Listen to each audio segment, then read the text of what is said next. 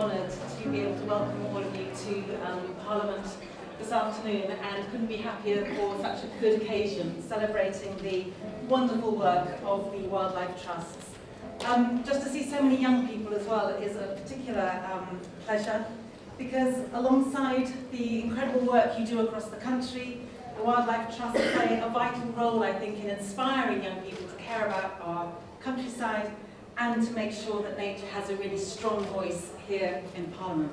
Were it not for the Wildlife Trusts, I know that our environment would be in a much worse state than it is, and so I just want to thank you for all of your leadership, all of your inspiration, and everything that you do, not just nationally, but at a local level, some of which isn't perhaps even seen, but which is so important. So thank you so much for doing that. I look forward to celebrating and working with you in the future. Young people are the future of our movement. They're also the present of our movement. But we need to hear their voices. We need to learn from them about what they see as the future they want in this country and beyond. So this event was all about making sure that young people's voices were heard by their MPs, and they were putting across what they want to see in terms of the future of education and the environment, the fact they want to see easier routes into work in environment for young people, and that they want strong legislation that protects their environment, the air, the water, the sea, and puts nature into recovery. Thanks to the Wildlife Trust, I've been on a remarkable journey this year, one that is empowering young people like myself to reclaim our futures. Last year, I discovered the Our Bright Future initiative, headed by the Wildlife Trust. This is a national network of 31 youth-led projects empowering thousands of young people to become green ambassadors in their local communities. With Yorkshire Wildlife Trust, I've had the chance to try out so many different things.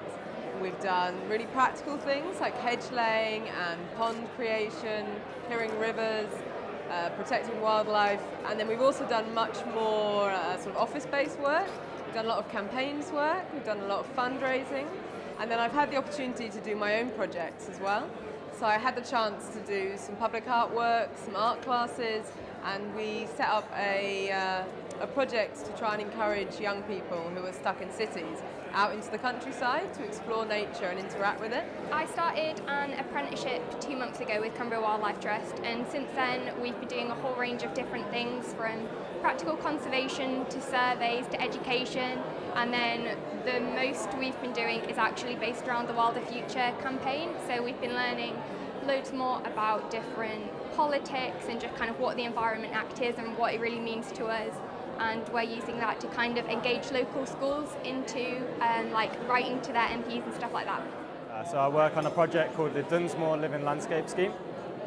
So it's primarily like a habitat connectivity and access improvement project across quite a big area from the east side of Coventry to the Foss Way, all the way down to Leamington, sorry. And so we work with councils, farmers, sports centres, anyone with a spare piece of land that we can use to improve connectivity for wildlife.